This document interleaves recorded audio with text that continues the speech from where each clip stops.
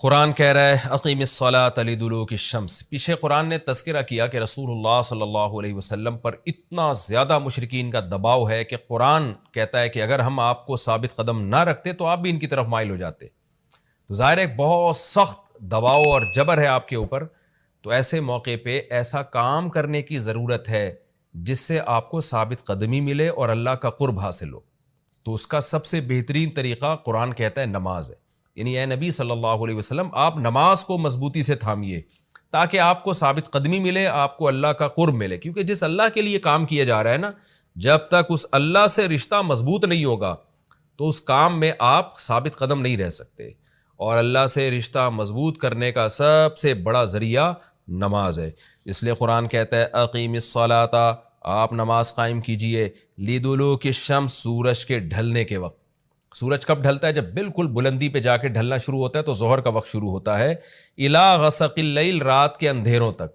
یعنی اس میں 4 نمازیں آ گئیں۔ سورج جب ڈھلتا ہے نا بالکل بلندی پر ہوتا ہے، تھوڑا سا ڈھلتا ہے ظہر کا وقت، مزید ڈھلان پیدا ہوتی ہے عصر کا وقت، مزید ڈھلتا ہے مغرب کا وقت، اور پھر الی غسق اللیل، سورج تو غائب ہو جاتا ہے مغرب کے بعد، پھر رات کے اندھیرے میں یعنی عشاء کا وقت، وقرآن الفجری، اور فجر کے وقت میں، فجر کی تلاوت کے وقت میں۔ تو قرآن میں اشارہ کر دیا کہ اصل تلاوت کا وقت ہے ہی فجر کا۔ آج بعض اماموں کو ہم نے دیکھا ہے فجر میں بڑی مختصر تلاوت کرتے ہیں، یہ بالکل غلط ہے۔ سنت ہے فجر میں طوال مفصل، یعنی سورہ حجرات سے لے کے سورہ بروج تک کی جو لمبی لمبی صورتیں ان کو تلاوت کیا جائے۔ تو فجر کے قرآن کے وقت بھی آپ نماز قائم کیجئے۔ ان قرآن الفجری، بے شک فجر کا جو قرآن ہے، فجر میں جو تلاوت ہے، کان مشہودا، اس میں حاضر ہوتے ہیں۔ کون حاضر ہوتے ہیں؟ حدیث سے پتہ چلتا ہے فرشتے۔ فجر کا وقت اتنا مبارک وقت ہے جب اس میں امام صاحب قرات کرتے ہیں اور لوگ ہاتھ باندھ کے پیچھے امام کی قرات سنتے ہیں، ایک خاص سکینت نازل ہوتی ہے اللہ کی طرف سے، اور فرشتے بھی اس تلاوت میں نازل ہوتے ہیں۔ صحیح حدیث سے یہ بات ثابت ہے کہ فرشتے جو تبدیل ہوتے ہیں نا، ان کے آنے جانے کا وقت اور فجر اور عصر میں ہے۔ وہ جو فجر میں فرشتے آتے ہیں انسان کی حفاظت کے لیے، لہو معقبات من بین یدیہ ومن خلفہ یحفظونہ من امر اللہ، بہت ساری مخلوق اس کائنات میں ایسی ہے جہاں تک سائنس نہیں پہنچی، اور ہو سکتا ہے قیامت تک پہنچ ہی نہ سکے، وہ انسان کی عقل سے بالاتر ہے وہ مخلوق، اور یہ بھی ممکن ہے پہنچ جائے سائنس ترقی کر کے۔ وہ مخلوق انسان کو نقصان پہنچانے کی کوشش کرتی ہے، تو اس مخلوق سے بچانے کے لیے، جن میں جنات ہیں سر فہرست، ان سے بچانے کے لیے اللہ نے فرشتوں کا انتظام کیا ہے۔ تو حدیث میں آتا ہے صبح و شام، قرآن سے بھی یہ بات ثابت ہے، صبح و شام فرشتوں کی باریاں چینج ہوتی ہیں اور وہ ہماری حفاظت کے لیے اللہ کی طرف سے متعین ہوتے ہیں۔ تو ان کی جو حاضری ہے ان فرشتوں کی، وہ فجر کے وقت میں ہوتی ہے۔ اور یہ بھی حدیث سے ثابت ہے کہ بہت سے فرشتے صرف تلاوت سننے کے لیے زمین پہ اترتے ہیں۔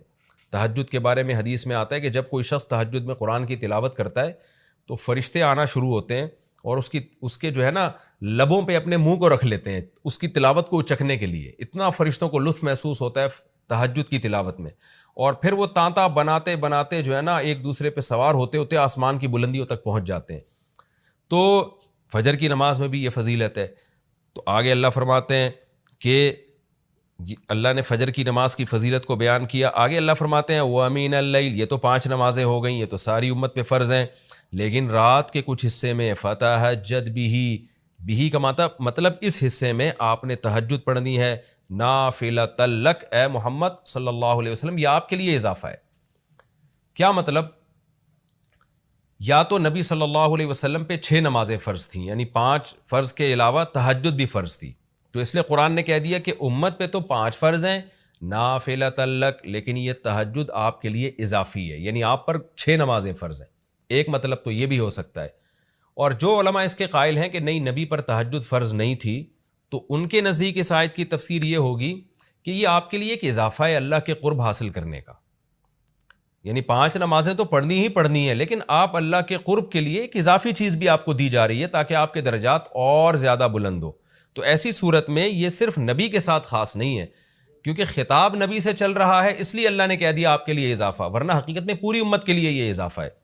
آگے اللہ فرماتے ہیں عَسَىٰ أَن يَبْعَثَكَ رَبُّكَ، امید ہے کہ آپ کو آپ کا رب پہنچا دے مقام محمود تک۔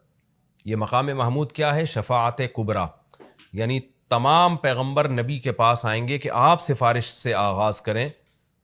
یعنی سفارش کا آغاز آپ سے ہوگا، پھر آپ صلی اللہ علیہ وسلم سفارش کریں گے۔ تو یہ ایک سب سے اونچا مقام ہے جو اللہ قیامت کے دن رسول اللہ صلی اللہ علیہ وسلم کو دے گا، اور جس سے آپ کی تمام پیغمبروں پر فضیلت ثابت ہو جائے گی کہ جب تک آپ کی طرف سے شفاعت کی ابتدا نہیں ہوگی کوئی اور پیغمبر سفارش نہیں کریں گے۔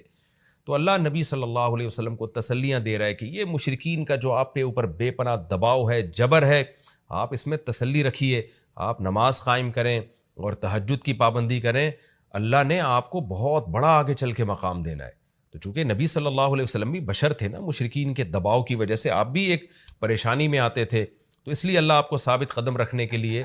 آپ صلی اللہ علیہ وسلم کو یہ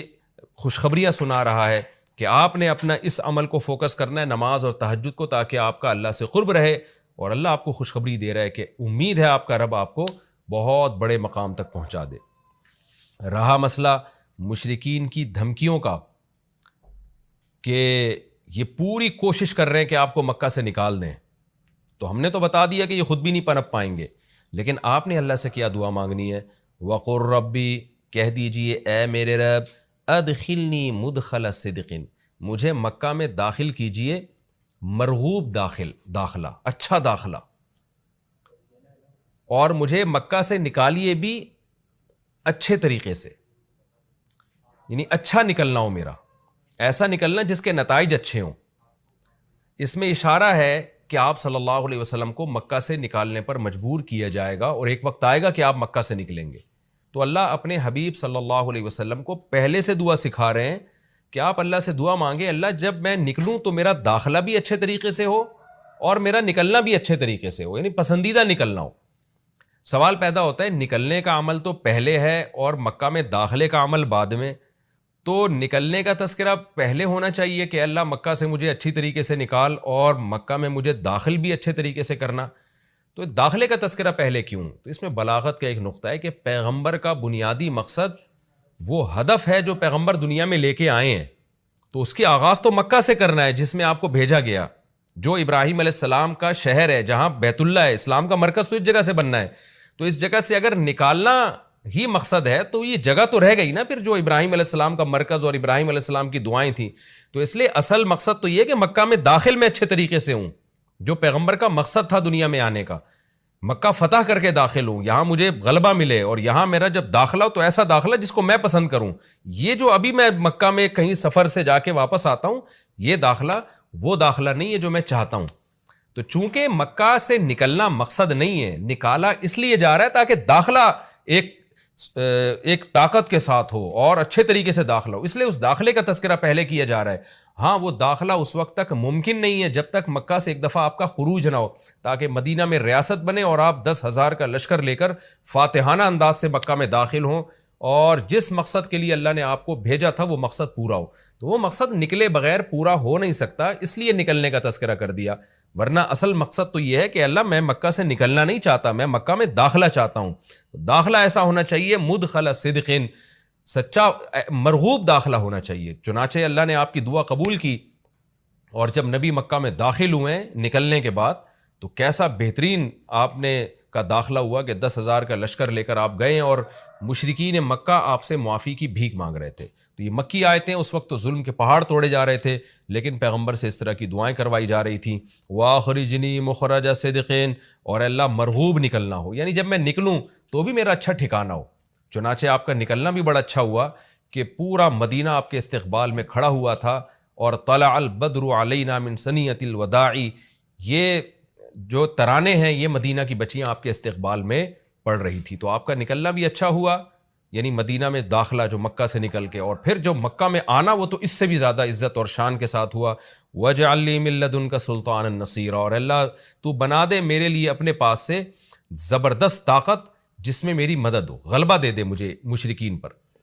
یہ بھی مستقبل کی دعا ہے جو ان حالات میں نبی سے منگوائی جا رہی ہے، اور اللہ نے آپ کی ساری دعاؤں کو قبول کیا، سلطان نصیر بھی دے دیا آپ کو، غلبہ بھی دے دیا مکہ پہ، ایسا غلبہ جس میں اللہ کی مدد تھی، اور وہ کمزور غلبہ نہیں تھا، طاقتور غلبے کو سلطان کہا جاتا ہے۔ اور مدینہ میں جانا بھی آپ کا پسندیدہ ہوا، اور مکہ میں آنا بھی آپ کا پسندیدہ ہوا۔ اور اے نبی آپ یہ بھی کہہ دیجئے جاء الحق،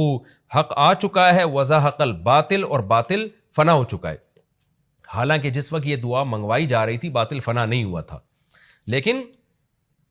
ماضی سے جب کسی چیز کو تعبیر کیا جاتا ہے تو یہ بتانے کے لیے گویا یہ کام ہو چکا ہے، حالانکہ ہوا نہیں، ہوگا، لیکن نبی کی زبان سے نکلوایا جا رہا ہے کہ آپ مشرکین میں اعلان کر دیں کہ بس یہ کام ہو چکا ہے، حق آ گیا، باطل ختم. اور یعنی ہوگا تو فیوچر میں، لیکن گویا ابھی ہو چکا ہے. اتنا یقینی ہے کہ میں تمہیں اس کی پہلے سے خبر دے چکا ہوں کہ باطل اب پنپنے نہیں پائے گا کیونکہ حق اب آ چکا ہے. ان الباطل کان زہوقا، اور باطل تو ہے ہی فنا ہونے والی چیز، جب حق آتا ہے تو باطل فنا ہو جاتا ہے. نبی صلی اللہ علیہ وسلم جب مکہ مکرمہ میں داخل ہوئے نا تو آپ بتوں کو چھڑیوں سے گراتے تھے، چھڑی سے مکہ میں داخل ہو کے 360 بت کو ایک ایک کر کے چھڑی مارتے تھے اور وہ بت الٹے لڑکتے تھے. تو آپ اس موقع پر یہ آیت پڑھ رہے تھے کہ جاء الحق وزهق الباطل ان الباطل کان زہوقا. کیا کیفیات بنتی ہوں گی صحابہ کی اور پیغمبر کی اس وقت کہ جو خوشخبری ان کو 13 سال پہلے دی گئی تھی، کئی سال پہلے دی گئی تھی اور یقینی دی گئی تھی کہ یہ ہو چکا، تو اللہ نے اپنی آنکھوں سے دکھا دیا کہ کیسے بتوں کو بیت اللہ سے نکالا جا رہا ہے اور اللہ کے گھر کو کیسے شرک سے پاک کیا جا رہا ہے. وَنُنَزِّلُ مِنَ الْقُرْآنِ مَا هُوَ شِفَاءٌ وَرَحْمَةٌ لِّلْمُؤْمِنِينَ، اور قرآن کہہ رہے ہیں ہم قرآن نازل کرتے ہیں جس میں مومنین کے لیے شفا ہے. یعنی اے نبی آپ کی تسلی کے لیے اور بھی ہم بتائیں آپ کو کہ ہم یہ جو آیتیں نازل کر رہے ہیں نا اس میں مومنین کو بھی شفا مل رہی ہے، ان کی اصلاح ہو رہی ہے شرک سے اور برے عقیدوں سے، اور مسلمانوں کے لیے یہ رحمت ہے، ان کو تسلیاں بھی مل رہی ہیں. وَلَا يَزِيدُ الظَّالِمِينَ إِلَّا خَسَارًا، اور ظالمین کے خسارے میں اضافہ ہو رہا ہے کیونکہ ظالمین اس پر عمل نہیں کر رہے، حجت تمام ہو رہی ہے. وَإِذَا نَمْنَا عَلَى الْإِنسَانِ أَعْرَضَ وَنَأَىٰ بِجَانِبِهِ، قرآن کہتے ہیں ہم جب انسان پر احسان کرتے ہیں تو وہ اعراض کرتا ہے اور اپنے پہلو کو ہٹا دیتا ہے. نعمت ملنے کے بعد بجائے اللہ کے قریب ہونے کے اللہ سے دور ہوتا ہے. وَإِذَا مَسَّهُ الشَّرُّ، اور جب انسان کو کوئی مصیبت پہنچتی ہے کَانَ یئوسا، تو مایوس ہونے لگتا ہے. یعنی انسان کے بارے میں شکایت کی جا رہی ہے کہ اس کا اللہ پر ایمان نہیں ہے. پیغمبر کا مقصد ہے اللہ سے جوڑنا. تو یہ جو مشرکین ہیں جو اللہ کو نہیں مانتے، یہ خوشیوں میں بھی اللہ کو بھولتے ہیں اور غم میں بھی اللہ کو بھولتے ہیں، اسباب کو دیکھتے ہیں. لہٰذا جب اسباب کو آپ دیکھتے ہو اور پریشانی آتی ہے تو اسباب بتا رہے ہوتے ہیں پریشانی دور نہیں ہو سکتی، تو مایوس ہونے لگتے ہیں، ڈپریشن میں جاتے ہیں. اور جب خوشی آتی ہے تو اپنا کمال سمجھتے ہیں، لہٰذا اترانے لگتے ہیں اور خدا سے دور ہو جاتے ہیں. تو اے نبی ان سے کہہ دیجئے کُلٌّ یعملُ علی شاکلتہ، ہر شخص اپنی نیچر کے مطابق عمل کر رہا ہے. اچھے لوگ کیا کرتے ہیں کہ جب انہیں خوشی ملتی ہے تو شکر ادا کرتے ہیں، اور غم آتا ہے تو مایوس نہیں ہوتے، ان کو پتہ ہے غم اللہ دور کر سکتا ہے. فَرَبُّكُمْ أَعْلَمُ، تمہارا رب خوب جانتا ہے بِمَنْ هُوَ أَهْدَىٰ سَبِيلًا، کون ان دونوں فریقوں میں سیدھے راستے پر چل رہا ہے. جو غموں میں مایوس ہو اور خوشیوں میں اترانے لگے، خدا سے دور ہو جائے، وہ گمراہی والے راستے پر ہے. اور جو خوشیوں میں اللہ کے قریب آئے، شکر ادا کرے، اور غموں میں بھی اللہ کے قریب آئے کہ غم کو اللہ ہی دور کر سکتا ہے، مایوس نہ ہو، یہ سیدھے راستے پر ہے. اللہ خوب جانتا ہے کون سیدھے راستے پر ہے، یعنی اس میں اللہ نے اشارہ دے دیا کہ یہ لوگ سیدھے راستے پر ہے، تو ہمیں ایسا بننا چاہیے. یہ ہمارا رکوع کمپلیٹ ہو گیا.